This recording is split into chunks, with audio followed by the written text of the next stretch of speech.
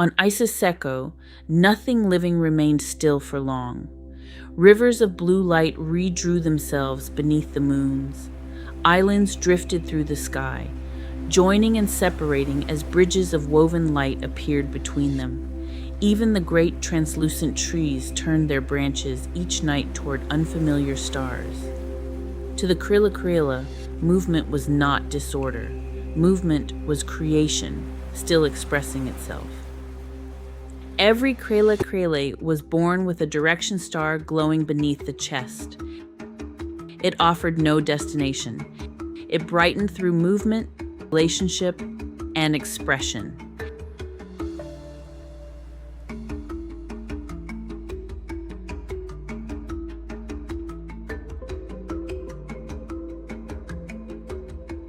At 15 orbits, a Krelekrele could begin the Ummi, the sacred practice of entering the universe without possessing it, listening to what was already alive, then offering what only that traveler could give.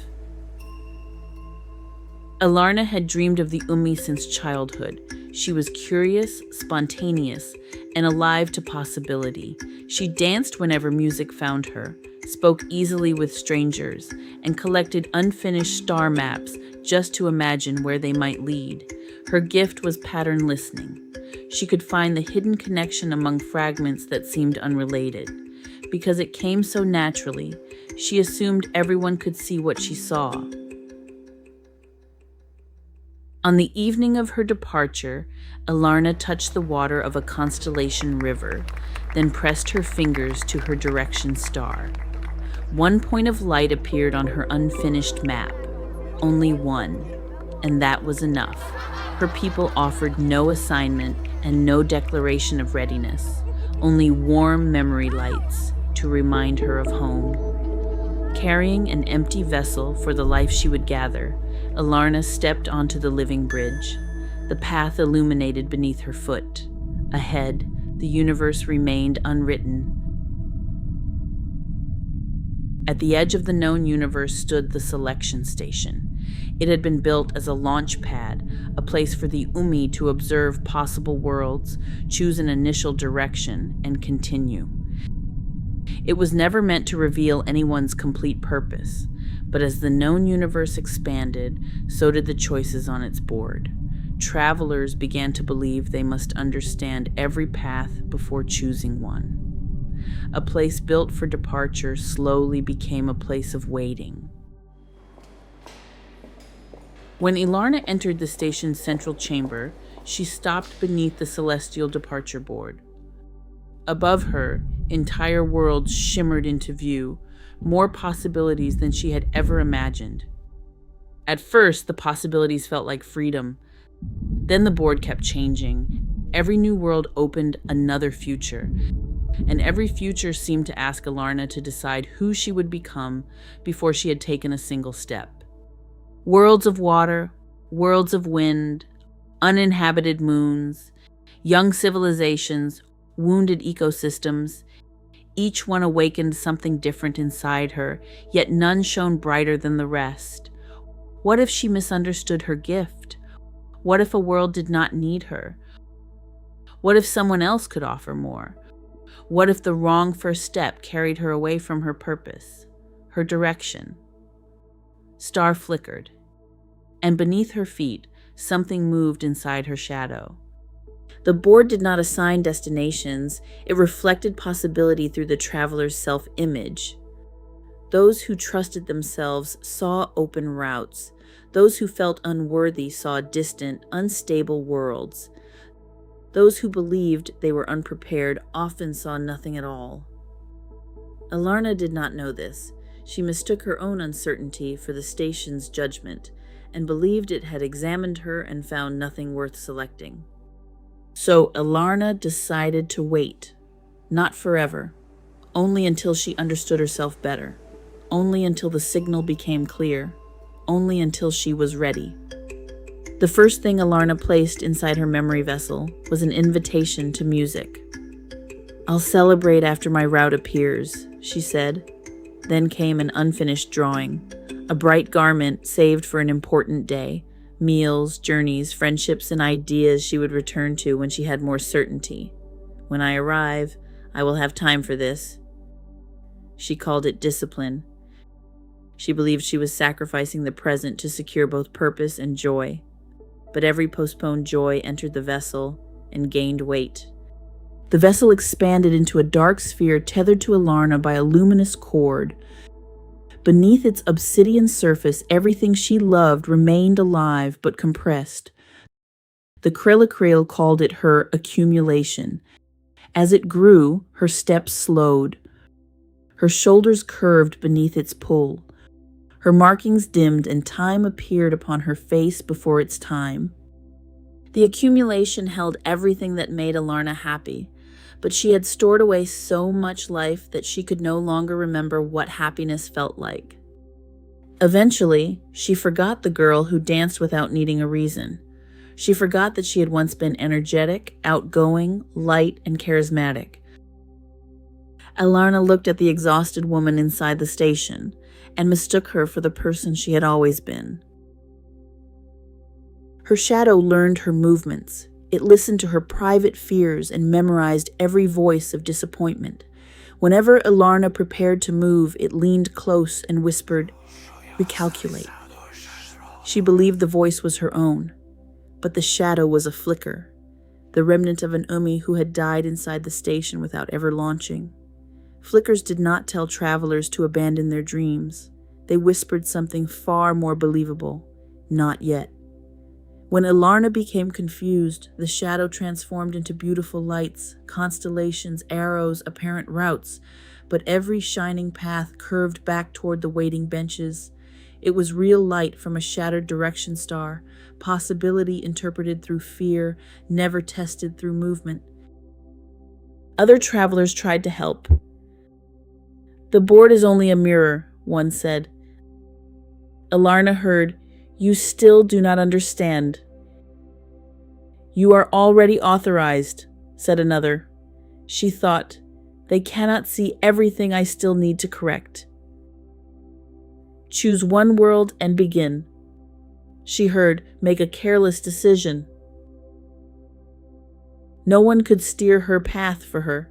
Every message passed through the same internal interpretation, and so Elarna waited for 20 orbits, watching others leave, tremble, return, and choose again. One evening, a traveler close to Elarna lowered his telescope and smiled. "I found my world," he said.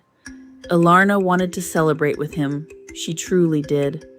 But his joy illuminated the distance between the life she supported and the life she had not allowed herself to begin. "I have crossed more of the universe than I can remember. So why do I still feel as if I have never arrived? I have repaired these pathways, maintained this machinery, helped countless travelers leave. Perhaps this is where I belong, keeping the way open for everyone but me." Then 3 unauthorized transmissions reached the station. The first showed an Ummi sharing knowledge Elarna considered obvious. Yet beings gathered around the message as though someone had finally given language to a truth they had always felt, but could not name. The second transmission carried only one message. "You do not need to discover a new star. Show us the stars from where you stand." The final transmission said, "Creative light does not arrive fully formed. It becomes visible through expression." Elarna watched the messages again and again. Around her, the flickers gathered. "Be careful," they warned. "Inspiration has misled you before." They showed her every abandoned project, every imperfect attempt, every burst of enthusiasm that had faded, and tried to turn unfinished work into proof that she should never begin. Elarna almost returned to her bench. Then a young traveler approached with a fragmented star map. "I cannot understand what it is showing me," he said. Elarna studied the pieces. Without effort, she rearranged them. A simple route to a nearby world appeared. The traveler entered the coordinates. His name illuminated across the board. navigator authorized. He embraced Elarna and ran toward his gate. She watched him go, stunned. Something she had dismissed as ordinary had helped another being move. For the first time, she wondered whether the gift she was waiting to receive had been active all along. Then music stirred inside the accumulation, the same music from the invitation she had stored 20 orbits before. Elarna placed her hand against the dark sphere. Beneath its surface, her postponed life was still waiting. The flickers formed a warning constellation. "Do not open it yet," they whispered. "You have not arrived." Elarna looked beneath the surface. Meals never shared, clothes never worn, places never visited, laughter postponed, art unfinished, friendships waiting for her return, and among them, her younger self, still dancing beneath Isiseko's open sky. Elarna understood. She had not been carrying her failures. She had been carrying her unlived life. Purpose had never asked her to abandon joy. Joy was part of the energy that made movement possible. She opened one small fracture in the sphere, and music escaped first. It moved through the silent station in warm waves. Elarna lifted one foot. She did not know what the movement would accomplish. She danced. It led nowhere. It proved nothing. It was simply alive. The accumulation's gravity weakened. The luminous tether loosened. The flicker's beautiful arrows collapsed, revealing the shadows inside them. And between the station's floor rings, a narrow corridor appeared. It had always been there. Elarna had simply never looked away from the departure board long enough to see it. Elarna followed the corridor beneath the station. Behind her, the flickers pleaded, "You are misinterpreting the signal. This is another mistake. Return and recalculate." At the chamber's threshold, their false lights dissolved. There were no external signals here for them to imitate. Elarna entered alone. At the center rested a perfectly still black mirror pool. Above it floated one warm point of light. No constellations, no list of worlds, no recommendations, only one possible next star. Around the pool, ancient words were carved into bronze. The board reflects, the traveler selects, movement reveals. Elarna looked into the pool. At first, she saw the woman she believed herself to be, aged by waiting, uncertain, and burdened. Then the surface shifted. Beneath the exhaustion stood the being who had left Isiseko, curious, radiant, spontaneous, and alive. She had never disappeared. She had been waiting inside Elarna's postponed life. A single control rose beside the pool. Elarna held her hand above it.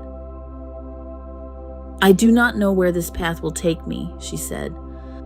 The chamber answered, "A direction is not a destination." Elarna remembered the living bridge on Isiseko. It had not illuminated the entire universe. It had illuminated beneath her foot. She selected the nearest living world. Not the perfect world. Not her final world. The next one. Then Elarna pressed her hand against the control and said, "I choose me." The rings surrounding the mirror pool rose and aligned with the single star. Far above, the departure board changed. A name appeared. Elarna of Isiseko. Pattern listener. Navigator authorized. And at last, the accumulation opened completely. The accumulation did not explode or disappear. Music, friendship, rest, laughter, creativity, travel, and unfinished dreams flowed into Elarna's constellation markings. Her postponed experiences became a living navigation map across her skin. Her spine straightened, her breath deepened, her direction star burned steadily. She had not become another being. She had returned to herself. Elarna boarded her vessel and left the selection station. She did not know whether the world ahead would become her permanent home. She did not know how her pattern listening would be expressed there. She knew only that she would enter, listen, and contribute. She would Ummi. As the station disappeared behind her, Elarna created her first transmission for every traveler still waiting beneath the board. You do not need to illuminate every star. Choose one. The board reflects, you select, movement reveals. You are not waiting to be chosen. You are holding the controls.